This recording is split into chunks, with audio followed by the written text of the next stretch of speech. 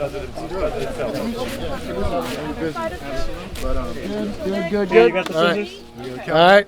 Eyes forward. 2, 3.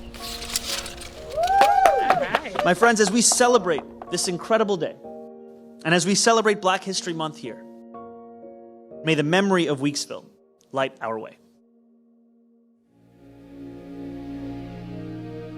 Weeksville Heritage Center is founded out of a long history related to historic Weeksville.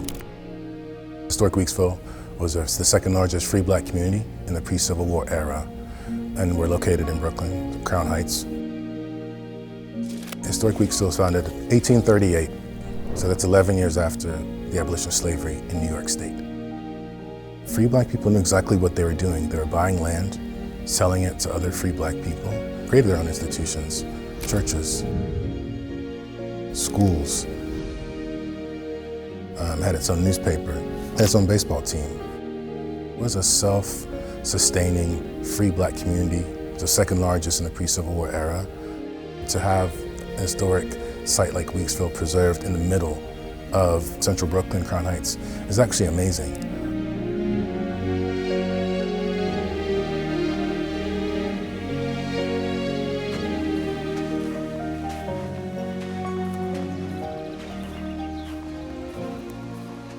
When you come here and you're standing at the base of Hunterfly Road, that really takes the houses back to what they would have looked like in the mid-1800s.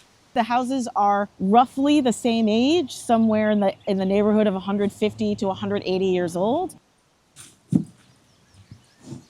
We're inside 1702 Bergen Street.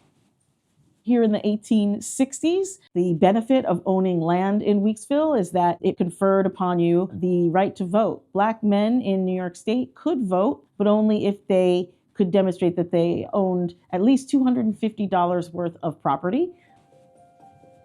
The Freedmen's Torchlight was published out of Weeksville. You can see there's news of the day, but there's also the alphabet. So people were learning to read. It was a teaching tool. It was a thriving community, its own stores, commerce, entrepreneurship, political self-determination, economic self-determination was all in place. You can only imagine the obstacles that they had to overcome. The Fugitive Slave Act was put into place in 1850. It allowed private citizens to become deputized to round up people that had escaped slavery and return them back. So it wasn't uncommon for people to be abducted and returned to either a place they knew or a place they didn't know. It's a terrifying reality for many Black people that were living at that time. So where did they go? Where's their sanctuary? That was Weeksville. At its height, 30%, a third of the population had immigrated here, who was from the South. People coming from the South, people Caribbean. Ultimately coming from the Caribbean. From Africa. They were taking big swings, right? They were thinking really big. They were not satisfied with simply incremental progress. But history is not only about what is built, it is also about what is buried. By the turn of the 20th century, development pressures surrounded and swallowed up Weeksville.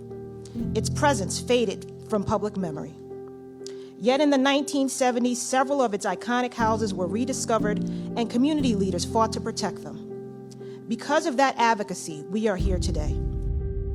We have some photos from digs. This is like Project Weeksville, one of the earliest digs. Oh yeah, no, it was a dig. It was a really big dig. They were and then they would huge trenches. Go through the piles of dirt and just kind of like try and discover what was left and what we could preserve.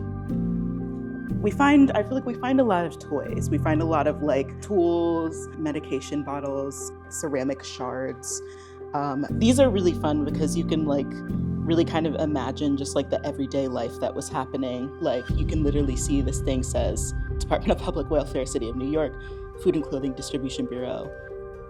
What exists for us all over New York in our historic places, but especially in places where Black life has thrived and persisted, and in the case of Weeksville, been kind of rediscovered and celebrated, imbued in this object, as every day as they are a trace of lives lived and time past. And when you visit those houses, the feeling I always get is that it's a place that we can touch that reminds us to be as ambitious as the people who had the vision to build them to begin with.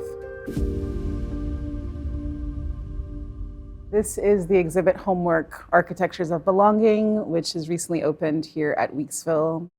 So part of the idea of homework is to think about objects from domestic life and the resonances that they offer us.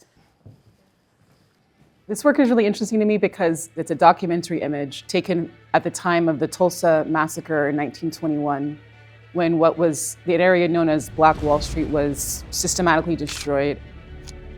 One interesting parallel is to think about the way Weeksville served as a refuge during the draft riots, which unfolded in Manhattan, targeting Black institutions, residences. And because Weeksville was already here and established, people knew they could come here to survive. It's a repeating story. And so there is a line between the thriving that happened at Weeksville and what was underway in Greenwood when it was destroyed.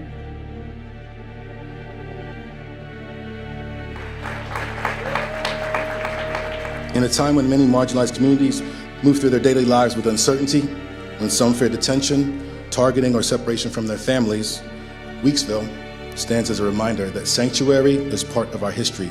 It is also part of our responsibility. We can and will do more to ensure that New York stays home to all those who want to call it as such.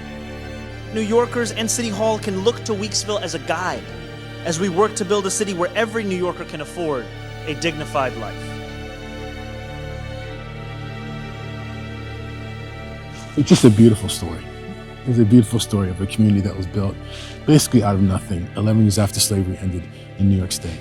The main takeaway that we have to do, I think, as stewards, is make sure that people know what happened here